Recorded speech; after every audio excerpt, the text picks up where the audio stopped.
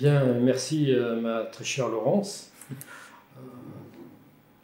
Ce qu'il ressort de cette demi-journée et de journée de profession de santé qui était consacrée au bien vieillir, premier point que j'en ai retiré, c'est l'enthousiasme de tous les intervenants qui, moi étant de l'autre côté, les voyaient sortir les uns après les autres. Et c'est vrai qu'ils ont été très enthousiastes et s'ils sont venus avec un a priori, parce que c'était bien normal, car c'est une toute nouvelle chose pour nous, le site, le cadre, tout changé. Néanmoins, le résultat est tout à fait positif et c'est un très beau succès pour le CODES, son équipe et toi, ma chère Laurence, qui en est la directrice et la cheville ouvrière et le maître d'œuvre de cette journée. Donc, qu'est-ce qu'il en est ressorti? C'est qu'on s'est rendu compte qu'il y avait deux facteurs qui ressortaient. C'était la position sociale des personnes âgées, à trouver un équilibre dans la société et surtout un équilibre de vie. Donc moi, ce que je vais m'orienter, c'est dans ma conclusion, c'est sur l'équilibre de vie qui, à mon avis, est le plus important. Donc, parvenir pour une personne âgée à un équilibre de vie et de s'y tenir, il faut qu'elle puisse faire conjuguer équilibre et harmonie avec la sérénité. L'acceptation d'elle-même, de ce qui est parfois difficile, surtout si les problèmes de santé sont là. Mais il faut se dire que la vie est une longue histoire écrite uniquement par la personne elle-même et sa volonté à en faire ce qu'elle est. À un certain âge, la vie ne vous fuit pas, elle veut simplement vous accompagner. Pour trouver son équilibre, on se doit d'accepter son âge sans s'y soumettre, tout en restant lucide sur la fragilité de l'existence. Établir une harmonie entre désir et santé, plaisir et moyens, avoir une bonne hygiène de vie, développer des activités diverses, sportives, culturelles, humanitaires, cultiver de bonnes relations sociales, exprimer ses émotions et surtout préserver les relations affectives.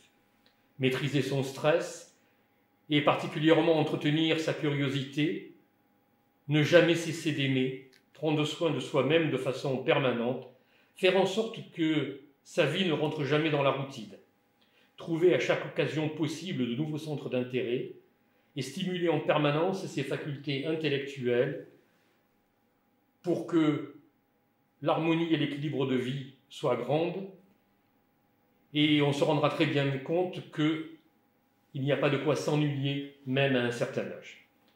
La faculté d'apprendre reste importante à tout âge, car son cerveau est une machine qui n'aime pas le repos. Il a un besoin permanent d'exercice pour garder la forme et son éveil. Il faut prendre garde à l'isolement, au repli sur soi des personnes âgées, car ce sont les points de départ inévitables pour créer un syndrome dépressif chez la personne âgée. Chaque jour, les personnes d'un certain âge doivent gagner de petites victoires courageuses sur la passivité et l'acquis. On ne devient pas vieux pour avoir vécu un certain nombre d'années, on devient vieux parce qu'on a déserté son idéal, et que si les années rient de la peau, renoncer à son idéal rit de l'âme. En restant aussi jeune que sa foi en la vie, et non aussi vieux que ses doutes, il faut toujours lutter pour ne pas perdre confiance en soi-même. La vie n'a pas d'âge, la vraie jeunesse ne s'use pas, on a beau l'appeler souvenir, on a beau dire qu'elle disparaît, on a beau dire et vouloir dire que tout s'en va, tout ce qui est vrai reste là.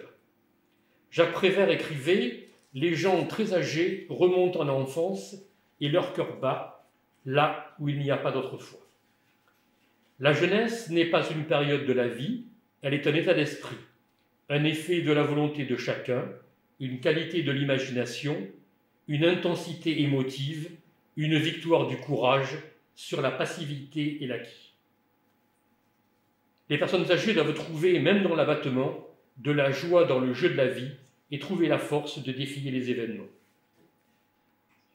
Il faut être et rester jeune et non aussi vieux que ses doutes et ne jamais perdre confiance en soi-même. On restera jeune tant que l'on restera réceptif à tout. Il faut laisser voguer au loin son passé, il emportera tout ce qui est mauvais souvenir, car accepter la vie, c'est oser tout lâcher. N'oublions pas que s'il manque quelque chose à sa vie, c'est que nous n'avons jamais regardé chaque jour assez haut.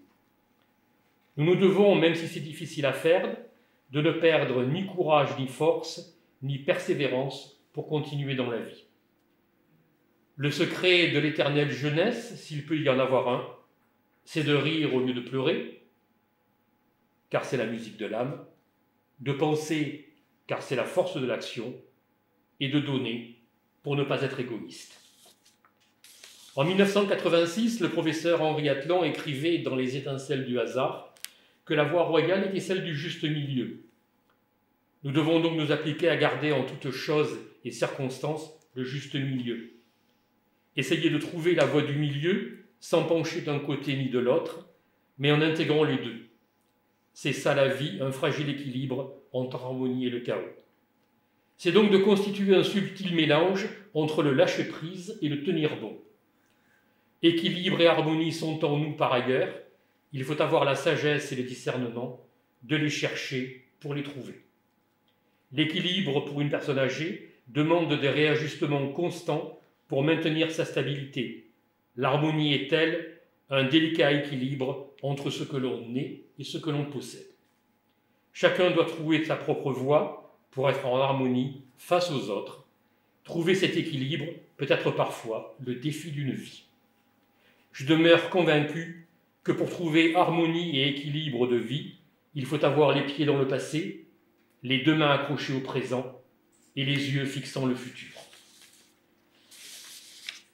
Mesdames, Messieurs, nous sommes donc au terme de cette journée des professions de santé. Du sens des mots, j'ai essayé sans mots, ni trop technique ni trop livresque, de développer le sujet qui m'était demandé. Choisir ces mots est un art difficile. À ce sujet, la vérité d'un mot, c'est d'abord ce qu'il cache. J'ai donc tenté, sans me payer de mots et sans jouer sur les mots, de vous dire et faire comprendre ce qu'étaient les mots assemblés dans mon propos. Le mot d'ordre de ma conclusion de cette journée était à mots couverts, mais sans manger mes mots, le fin mot de cette histoire. Vous avez compris sans doute à demi-mot que vous devez dire et souffler mot de ces mots croisés à qui bon vous semble digne de les entendre.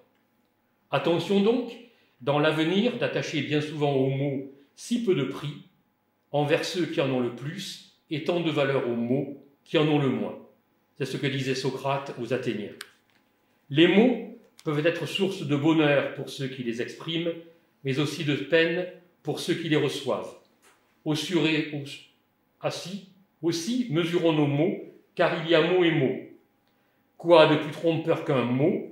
Vous l'entendez en général avec le poids de votre culture, mais est-ce le sens de celui qui vous l'a fait parvenir?